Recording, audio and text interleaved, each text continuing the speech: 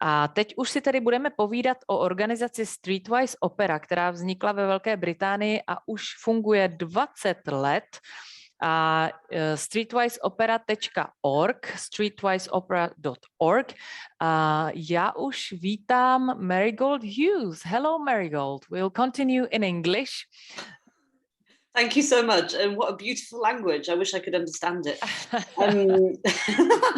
I would just like to say a few words about you, if I can, and then we will continue about the project. Of course. I heard that you were a tambourine playing dancer in a klezmer band, right? Which is quite interesting for us. You have experience as an active musician, active dancer, even singer, or? I mean, I've done probably like quite a lot of people that work in creative industries. I think I've done like different things over the years, and some performing, some directing, more recently producing. So I think I've always wanted to work in arts for social change. Mm-hmm. I've done a lot of theatre and participation work for young people and children as well. And then in the last 4 to 5 years, I've been at Streetwise and working more with vulnerable adults and individuals that have been affected by homelessness. Great. So Streetwise Opera, that's the project we want to be talking about today. Can you tell us a bit more about how it all started, probably? Of course, yeah, absolutely. So the company started in, I think it was 2002. Mm-hmm. And basically the way that it got going is that this is the story. Our founder, Matt Peacock, was working as a support worker in a homeless day centre called The Passage in Westminster. And they had heard a comment that an MP, so a member of parliament, which is shocking, had said that the homeless are the people that you step over when you come out of the opera house. And I think that the people that Matt was working with in the homeless centre were obviously outraged. And they were like, we're going to show them, let's do an opera performance. So they did the first... I can't remember the name of the first piece, that's terrible, but they did the first piece and they completely loved it. And then after that, they were like, we've got to do more. And then I think the first performance turned into a second one that turned into the company. So that was 20 years ago, and here we are now. In the previous project, we were talking about the theatre of the oppressed, and I think that the connection between the Streetwise Opera and this form of theatre is the connection or the trying to find the voice, to find the expression for the people that are not heard usually. Absolutely. God, that's such a massive part of what we do. So I think that, the people that have experienced homelessness in the UK are amongst some of the most marginalised adults in the country. And a lot of the time, it's not only when people become homeless, it's not obviously just that they're losing a roof over their head. I think they're really losing that sense of who they are, where they belong, what they've got to say, what their voice is, what they stand for.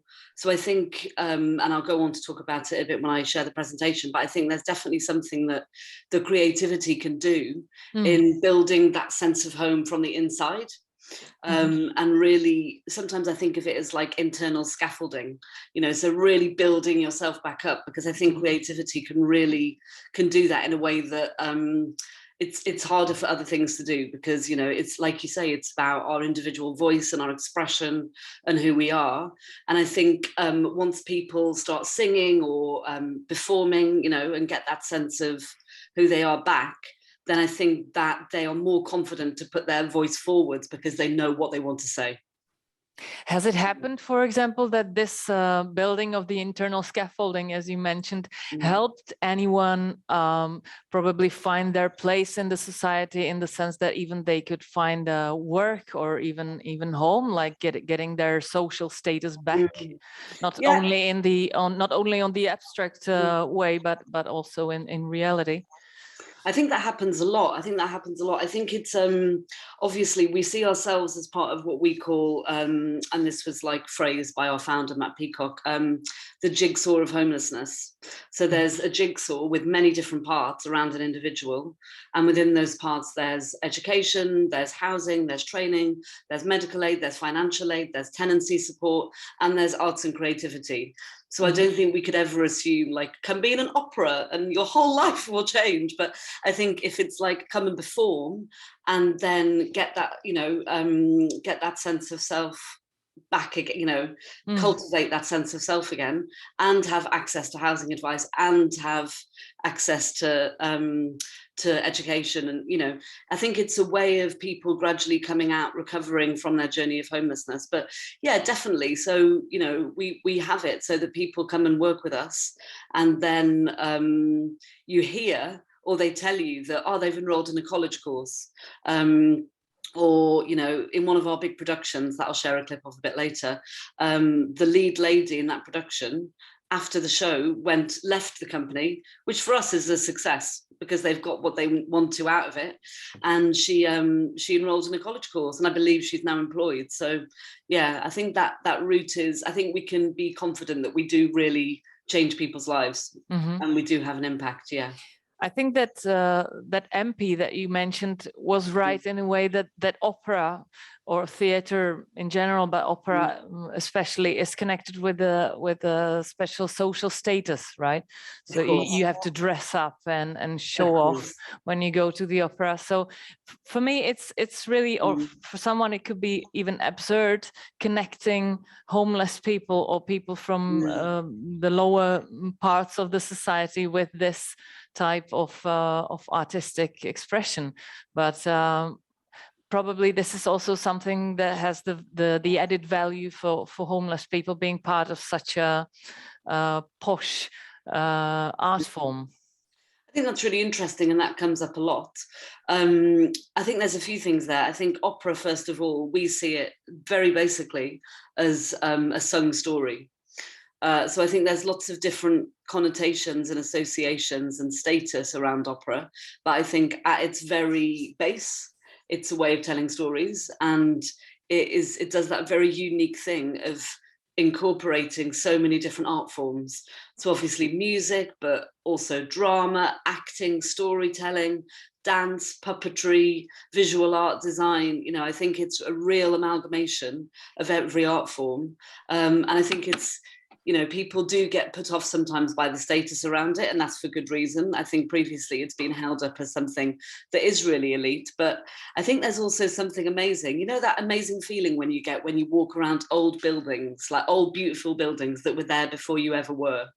I think there's a sense that we all want to be surrounded by completely beautiful things. I think it reminds us of our humanity. So I think for me that's the same with opera, that because it is such a beautiful art form, when we make opera with the people that we work with, or when we take people to the opera, it's that sense of like, I think we all want to be bigger than we are, right? And I think when you go to see like these amazing epic stories in these beautiful buildings, I think we fill up with that sense of there's more, we can do more, and we're all filled with this beauty, and we've all got something to contribute.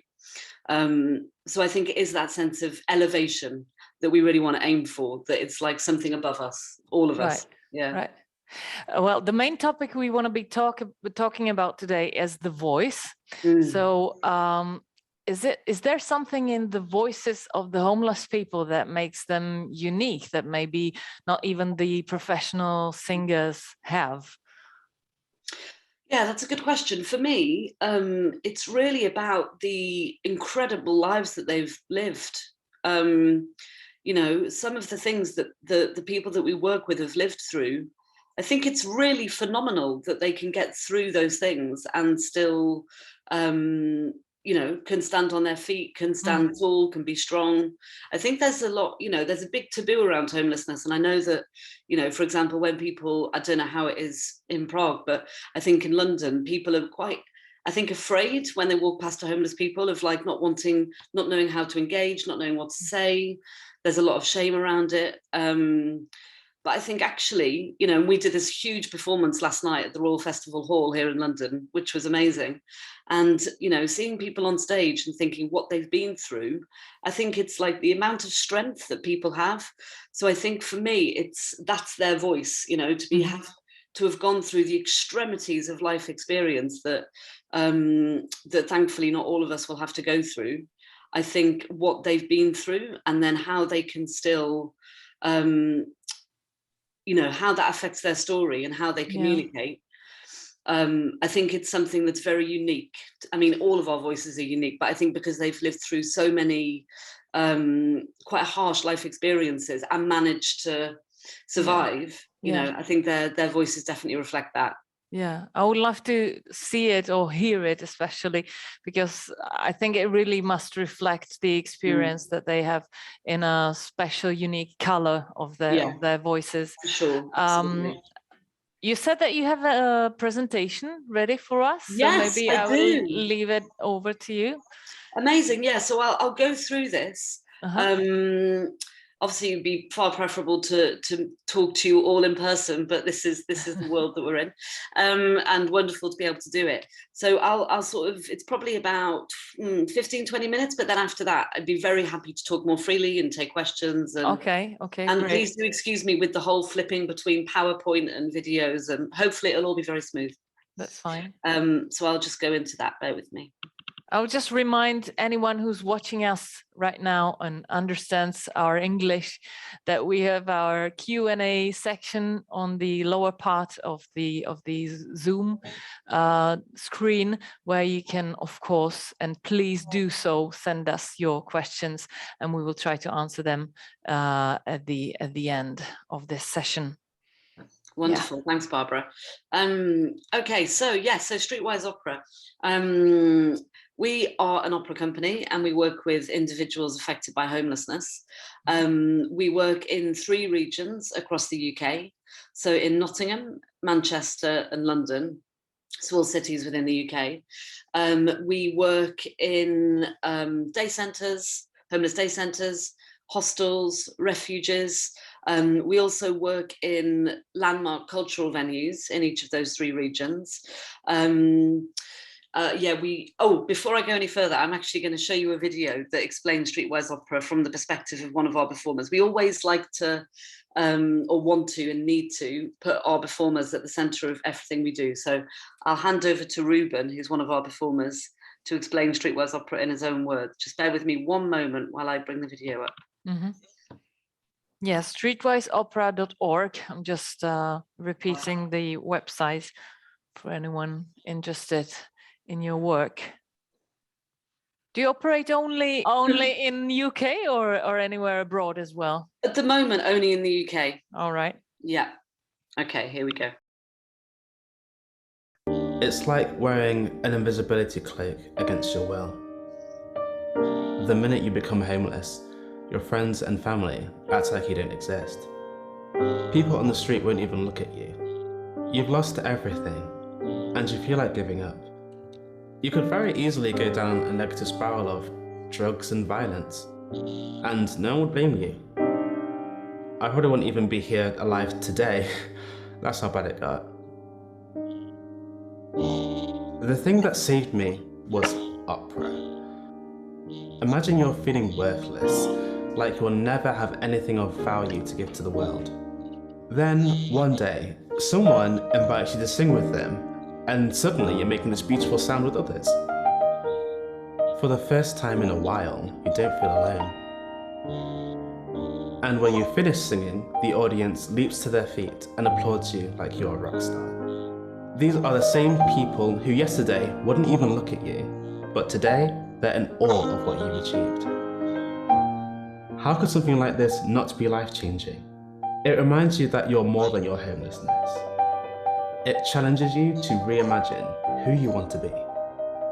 It makes you feel resplendent. It makes you feel you could make everything in your life that much more beautiful again. Something as simple as singing, something that anyone can do. It might not put a roof directly over your head, but it puts your head on the path to finding that roof. And that's where I am now. I'm rebuilding my life. I'm discovering a courage that I never thought I'd have. And I'm working hard for my goals. I don't know yet where this path will lead, but I do know that I have a purpose. I will not be remembered as the boy who was homeless.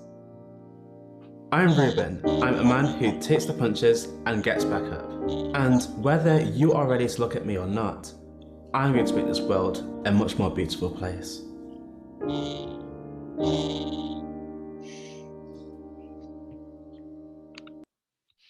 That's wonderful. Yeah. Yeah, it's beautiful, isn't it? And he's such a wonderful person. Yeah, so he's been with us for a couple of years now. Well, it's all filled with happiness and joy. Sorry for asking this maybe, but do you ever encounter any hateful comments or reactions, or how do you deal with them? Maybe in person or even online? Do you always people leave happy and with their smile on, or? Oh, it's life, isn't it? I think in every field and I think in every situation where there's groups of humans together, of course there's dynamics and of course there's dramas. Especially with such a project, yeah. Yeah, and we have like professional support workers that work with us in every group that we do, and obviously, and in our arts partner workshops. And then when we work in homeless centres, we always work very closely with staff in those centres. Barbara, shall I just share back to the presentation? Is that okay? And then I'll come. It's great, isn't it? So this was the Jigsaw of Homelessness that we were talking about earlier. Yeah. And this is like what we see ourselves within. So that's all the things that I was sort of referencing. So education, training and volunteering, employment and financial inclusion, arts and creativity, sports and other leisure activities, policy, housing and tenancy support, mental and physical health, food, recovery, community and relationships, education, training and volunteering, employment and financial inclusion. So I think that's definitely, and at the centre of it all, and art and creativity, at the centre of it all is the person. And I think we definitely see ourselves within that wider jigsaw. Like, so as we were discussing earlier, I don't think that we think that we alone, Streetwise Opera, or the arts can necessarily bring someone out of that journey. But with all of those other things and services working together, I think we can have a crucial and huge impact within that journey out of homelessness. Let me go to the next one. This is our theory of change. So what we want to do and what we're really determined to be able to do is really monitor the impact that we have on people's lives. So at the top of that is the impact that we're aiming for, which is performers. So all the people that we work with, we call performers. So not participants, but again, we want to think of them and we want them to think of themselves as performers. So performers are able to make and sustain positive changes in their lives. That's like the thing that we're aiming for. So two of our big aims are increased social inclusion and improved well-being. And then we've got all of our activities at the bottom here. So this is what this is how we want to achieve this change. And then we measure our short-term outcomes, our medium-term outcomes, and our long-term outcomes. And for us, so we've got a dedicated evaluation and monitoring manager. And we genuinely want to be able to track the impact that we have on the lives of the people that we work with and make sure that every year we're really looking at what we're doing well, what we could be doing differently. We work very closely with the performers that we work with to be able to really understand. We do focus groups, we have a lot of consultations. We really want to understand from their point of view what's working and what's not working. And I think evaluation is a huge thing for us to be able to do that. So our programme, and obviously we've talked about it in different ways, but so we're set up in those three regions, so Nottingham, Manchester and London. And in those regions, we do one weekly workshop at a kind of landmark cultural venue in that area. So in London, we work at the South Bank Centre, which is a big artistic venue on the Thames. And in Nottingham, at a place called Nottingham Playhouse. And in Manchester, a beautiful classical music venue called Bridgewater Hall. So those workshops are week to week. They're led by a team of multidisciplinary artists that changes every term. The work that we do in those sessions, at the beginning of before each term, we run a consultation session with the performers and we ask them, what would you like to do? What can we plan together? What are your ideas? And then based on those discussions, we have a think, we think between us. Maybe we'll talk to some of the artists that we're working with, and we put together a kind of 2 to 3 month project each term. And that could be working with writers, directors, musicians, choreographers. And I think these workshops are definitely for people that are probably a bit further on in their journey out of homelessness. So they might be living in a hostel, they might be in sort of vulnerable accommodation. They probably won't, we don't have that many people in these sessions who are street homeless, sorry. But obviously there's lots of different forms of homelessness. And yeah, I'd say the majority of the people that come to these sessions are not street homeless, but are vulnerably housed in different ways. And that's really, the week-to-week workshops are really about performers continuing to develop their confidence, to really find out what their voice is, to work with a range of professional musicians and artists, to really, to push themselves and to see what they're capable of. And also to make friends, to have that like ongoing social continuity, to prevent loneliness, all of those really important things. And then also alongside that, we do a range of shorter projects in different homelessness settings. So in hostels and in refuges. So these projects are probably, well, they're much shorter, about 6 to 8 weeks. And we go into a lot of different places working with a range of artists. And that's really about like introducing people to culture and to creativity and to participation. And then ideally, we'd then be looking to signpost those individuals along to our weekly sessions as well, so they can further their journey with us. We also do big operas. So the idea in the operas that we do is to work alongside world-class artists to make genuinely kind of pioneering and innovative opera. I think what we really aim for is like critically outstanding performance. The performers that we work with can see themselves in those productions and think like, that was me, I did that. I achieved something completely professional. It's really about, again, it's about elevating performers to see what they're capable of, and then to be able to transfer all of that pride, all of that achievement into other areas of their lives. And often what happens when we do these performances, and I'll play you a short video of one in a moment, is that then the individuals that we're working with, the performers, they invite their family and friends to see these performances. And it's wonderful to see the pride that they have in inviting their family and friends. Because I think often in life, how we think about ourselves, we all have stories that we tell ourselves about who we are and what we're capable of. And often the performers and the families of those individuals can get stuck in one particular narrative of how they see those people. And then to see them on a stage, you know, with like outstandingly good opera singers, like 4-star, 5-star reviews, you know, that helps them change the story of themselves. And it helps like the family and friends also change their perception of that individual. And I think it's all about shifting that story of who we are and how other people see us is really important. So this production I'm going to show you a short clip of. This was called Tell Me the Truth About Love. It was staged at a music venue in Newcastle in Gateshead, called the Sage Gateshead, which is a beautiful, prolific music venue in the northeast. So I'll share a little clip and then you can, have a listen. Bear with me. Of the self-image as others see us is important, also as in a self-image, I think, as the person sees himself or herself as well. Definitely. I think it's crucial, isn't it? I think that like sense of self-perception. It's also good for your CV when you write down that you were on stage. Totally. As an opera performer. Yeah, I think all of those things, and I think the rehearsal period as well, it really, it mirrors going to work. You know, it's really like intensive weeks of rehearsal where you just have to like be there at 9, work till 6, you know.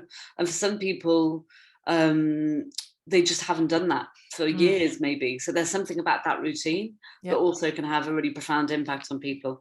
Yay, I found it. Let me just go wide. Woo. Let me know. Hopefully you can hear it as well. So I'll just explain. This is Anna Huntley. She's a professional soprano. And we've got maybe 2 or 3 other professional singers, but everyone else are performers. Here we go.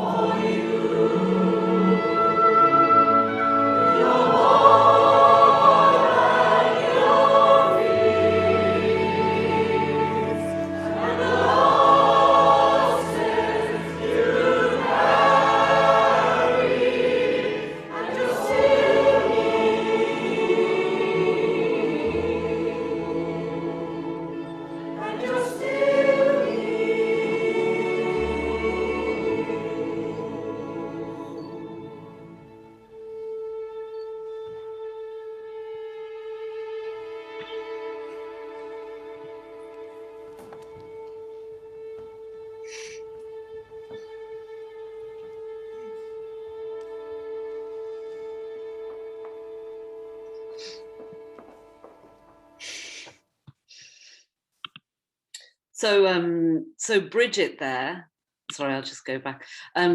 Bridget, the lady who Anna was embracing, we first worked with her in a homeless hostel years ago. And then she started to come to the weekly sessions, and you know, she's been with us probably for about 10 years now. But yeah, their lives, and she met her now husband at Streetwise Opera, and their lives have just completely shifted over the last sort of 10 years. So yeah, it's really incredible, and I felt quite emotional actually watching that. That was another world pre-pandemic. Yeah, and it's really, that's actually another thing I wanted to ask about friendship or love, even whether it happens within the group. Yeah, they find some there's a lot of There's a lot of connections, romances. Yeah. So that was basically the end of the presentation. I mean, if anyone's got any questions that they'd like to ask, or if Barbara, if there's anything else that you'd like to talk to me about. Yeah, sure. We have a lot of questions actually coming up. So yeah, I think people are most interested in like specific examples of stories of the people that joined the group. Whether you can think of any anyone who would share a story, like a case study of a life that was changed through the Streetwise Opera. Yeah, I mean, I can definitely try and do that. Also, if I'd signpost people to our website as well, where we've got every year we do a big impact report, and there's case studies on that impact report, and that's available on our website. So I'll put it in the chat. I'll put it in the chat here, and I think you mentioned it earlier as well. But that's definitely, I can definitely do that now. But also on that website, there's more examples of our work. Right. We did a lot of digital projects during lockdown, so they're all on there as well. So yeah, do have a look at the site and follow us as well on social media. But yeah, so we to come to mind, there's a few people. So I probably won't mention their names, but a young lady from South Africa. To be honest, because we don't know much about their stories, because we make it a point not to ask too much, because we don't want to be a service. So it's rare that we'd meet people and ask them about their lives, because we want them to come and just, you know, be a human being and not be, you know, someone with a tragic backstory. But a lady that I know who is in South Africa and having a really traumatic time. I don't know the ins and outs of what happened to her there. I think she moved to the country about maybe 4 or 5 years ago. She is engaging with a day centre that we work with in London. She started coming to our session. She was actually professionally singing, as far as I know. She was a recording artist in South Africa. But that all changed when, you know, there were some awful things happening in her life. She started singing with us probably 2 or 3 years ago, and engaging with the day centre. And now her confidence has gone, you know, through the roof. She's an incredible singer. And all of that sort of self-belief and that self-worth hopefully is starting to be rebuilt again. She's taken her GCSEs and passed some of those. And now she's trying to get onto an access course for nursing. So that's, I think by and large, we wouldn't think that we don't necessarily train people to go on and work professionally in the creative industries, because obviously that's quite an unstable career. So I think it's mainly encouraging people, or not even encouraging people to encourage themselves to use everything that they're taking from the work that we do, and then go on and transfer that to their own lives. Yeah. And Louise, who was featured in that video as well, she was the lady that I was talking about, that after that production, she finished with us and she went off and started college again. And so there's 2 examples there. And I think as well, there's and there's plenty more, but yeah, I think there's the smaller stories as well of people that come to a workshop, and, you know, we always start in a circle, in a seated circle of chairs, and come to a workshop and don't want to be in that circle. Or if we're working in a homeless day centre, don't want to come into the room but are in the doorway, or even like outside the building but at the window. And you can see that they're interested and they're curious. And all the musicians that we work with, they're very like warm, gentle, compassionate people, and they might be like, "Hi there, you okay? Do you want to come in? Oh no, you're okay, you can enjoy it from there." And gradually, like after a few weeks, the person that's like at the door might then come and stand in the room, and then in a few weeks' time, they might be in the circle but not sing. And then, you know, it's like gradually you can see that people's curiosity is being sort of piqued, and they want to get involved more and more. But I think it's always hard to actually like take the first step. But I think those stories are as important as, like, you know, the big progression stories. Yeah. Was my another question about like how do you assemble the groups? How do you access the people? How do you come to them and choose them, or what's the requirement? Even like, do you expect everyone who joins the group to have any previous experience with singing, or do you no, train not them? at all. Absolutely. So opera's definitely for everyone. And what we do, so in the cultural groups that we run at those 3 different like cultural partner venues, we've got like a core of performers who have definitely been coming to that group for quite a few years. And we would always be meeting with different homelessness centres, and that's, you know, day centres, hostels, refuges. We would all, you know, be flyering and meeting with people and encouraging centres to refer people along to our sessions. Then the shorter projects that I was talking about, the ones that happen in different homelessness settings, we'd then be aiming to be like, okay, well, if you've enjoyed this project, then why don't you come along to our weekly session? Recruitment, like getting new people along, is really hard. You know, I think it's I think everyone can identify probably here with wanting to join something new, but for some reason never doing it.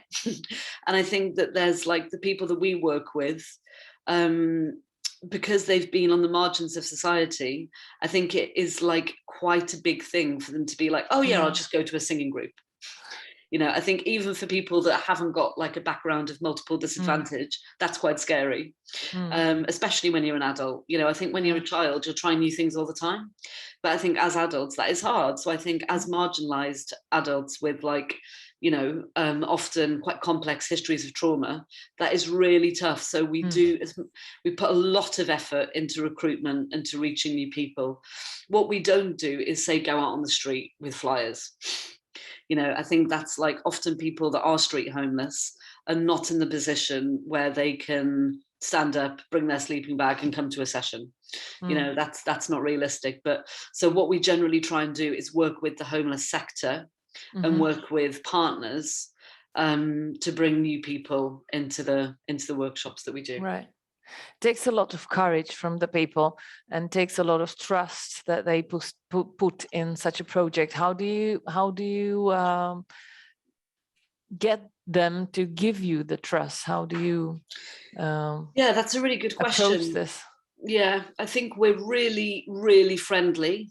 I think we try and be really friendly and really warm and really welcoming. As I say, we've got a support worker that's there in every session that we do. I think as well, we really try and break down sort of them and us. You know, we don't want it to be like we're the professional organisation and you're the people that we're working with. You know, I think when we're in that space, what we really try and encourage is complete like equity, that everyone is there. You know, like it's genuinely true that being involved as an individual, being involved with the company and with the people that we work with is really beneficial for me in the same way as I think it's about what we can give each other. And so I think trust is built from trying to really engage with people on the most like equal human terms that we can. Yeah. And showing that like, you know, if we make mistakes, we're open about it. We talk honestly. We're like pretty informal most of the time. We don't set up like service structures. So we don't ask people too many questions about their own lives. We treat people with respect. We have values. So we set up like group values with the groups that we work with about the way that they want to be with each other, you know, about, and that's often like about respect, encouragement, having fun, valuing difference. So we go through those values every session. Just to make sure that everyone's on the same page. It's, you know, there's a lot of complexities and obviously difficulties arise without question. But I think that's the same in every workplace, every group, every, you know, it's like wherever there's a group of humans, there's dynamics. Yeah. Well, opera is mostly, or the major part will be about singing. So you were saying that they don't necessarily need some musical background, some previous experience. How do you work with such a musically diverse group? Oh, that's a great question. I think like some people don't even know that they've got the talent that they have. You know, some people can come into a room and without anything, they've got this huge operatic voice, you know, that they might have like sung to themselves or in the street. And that's, you know, that's wonderful. But others might, you know, not necessarily have that musical talent. To be honest, it's not something that we even judge. I think it's like whatever voice you have and however you sing, you will be completely welcomed in this group. And you know, we know that we've got some stronger singers, you know, that some people are stronger singers than other people, but that's a lot of the time not even that relevant, to be honest. I think we work with what we have and what anyone brings. Now the time's flying. I would like to go back to this question I raised before concerning the audience. Wonder what the reactions are from the audience, from general public. Does it change also? It must affect their lives too, right? Seeing the marginalized people, homeless people on stage in such a new role. So do you always get like life-changing in a positive way reactions, or do you also experience some hateful reactions, and how do you approach them? If I don't think we've ever experienced hateful reactions, thankfully. I think that generally the audience reaction is like pretty unanimously positive. But I think it's definitely what we definitely don't want is people coming along, especially to the big opera productions. You know, we do a lot of informal performances as well, like end of term sharings and work that's of a much smaller scale. We definitely strive to have like artistic excellence in all of our work, but I think in particular the large scale opera productions, I don't think we want people to come along and clap and be like, oh, that's a nice community show, like, well done everyone. You know, I think we want people to come and genuinely be impressed and not think, oh, this is wonderful for a community show, but this is wonderful. And you know, we get a lot of critical interest from like the biggest papers in the country, from whom we've got like 4 or 5 star reviews. And I think the audiences generally, I think, come away not thinking, oh, you know, these are people that are homeless and they've done a brilliant job, but like, oh, wasn't that a fantastic production? And I think that's what we're aiming for. I think as well, what we really want to do is help redefine people's perceptions of opera. So as well as thinking about what we have on the impact that we have on the individuals that we work with, I think there's definitely something about thinking about the impact that we have on the public's perception of what opera is. They're not only helping homeless people, but helping opera as well. Exactly. Definitely. That's our new tagline. I mean, who knows if opera needs our help, but let's assume that it does. And that's for us, that's really important, that we sort of demystify that. And I wonder, in some areas, there might be people that come to see our opera that wouldn't go to see other opera. You know, I think we'll definitely get like traditional opera fans at most of our work, but we'll definitely reach a segment of society that isn't interested in opera normally, but wants to come because they're interested in like arts for social change, because they know the performers, because, you know, and I think there, it's obviously hard to trace audience journeys, but I think our hope would be that in seeing something that we do, then maybe if like an operatic performance comes to the same theatre, they'll be more inclined to go and see that. Or they'll just have their minds open to thinking, oh, maybe opera isn't this elitist thing that I can feel scared of, that it's something that I can go and enjoy and not feel excluded from. And that's the thing, isn't it? I think we all experience exclusion from the arts in different ways. I've worked as an arts professional for 20 years, and if I walk into the English National Opera or the Opera House, I will think, oh God, I don't quite belong here. So I think we all experience that sense of like, oh, this isn't quite for me, but it is. So I think the more that we can do to really reinforce that feels really important. Maybe in a way opera, or maybe in more general way music as such, can try and help building links or bridges above the gaps between people in this way. Absolutely. I think it's just, that's a really beautiful way of putting it. I think it's just the the fact that we're humans and we've all got these bridges to each other, and those bridges are like weakened and snapped for different reasons. But I think to use opera and to use the arts as a way of really being able to communicate to each other. Yeah, it's like universal language, right? Of course, exactly. Exactly. And that's what we really want to focus on and use to bring people together. Right. Do you have any plans or visions, anything that you're looking forward to? I think one of the big things that we want to be pushing is this idea of co-creation. So really continuing to make the work with our performers and not like imposing plans from, above. So I think what we really want to do is to carry on doing that. We want to really, obviously after the pandemic, it's been hard to build up the groups again. So we're just in the process of like trying to get out to as many centres as we can, and just reach people. I think for the moment, and we're going through some shifts of leadership in the company as well. So I think the main thing is to really just continuing to work out who we are, who we're working for, do the best work we can, gradually start to get back into public performances. We had a wonderful show at the Royal Festival Hall last night. We've got a performance coming up in Nottingham next week and in Manchester in mid-December. And I think the performers are just really keen. And that's another thing about audience as well, talking about like how you see yourselves through other people's eyes. I think there's something about the act of performing where performers can receive that applause and and really soak it up and be like, oh, that's for me.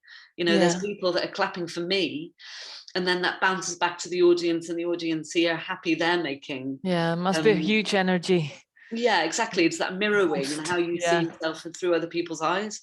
And obviously you don't get that so much in Zoom. So I think to be able to we've had this digital program for most of the year, but I think just to be getting out into the world again and performing and reaching people. And I think that's our main focus at the moment. Yeah.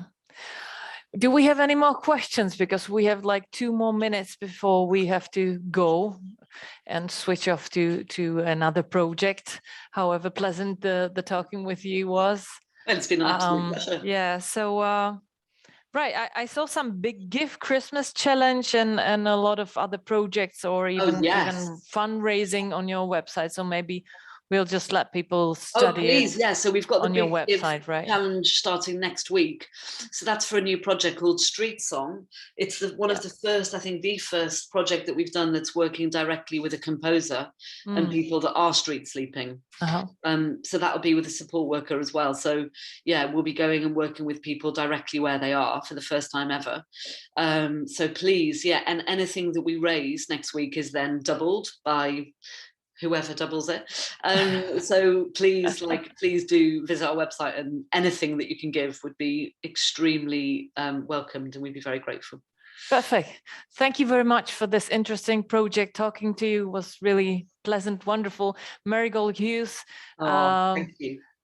A lot of success to your Streetwise Opera project, and have a nice day, and maybe continue watching us. We will have some more projects in English too, so wonderful. Not only in Czech. Thank you.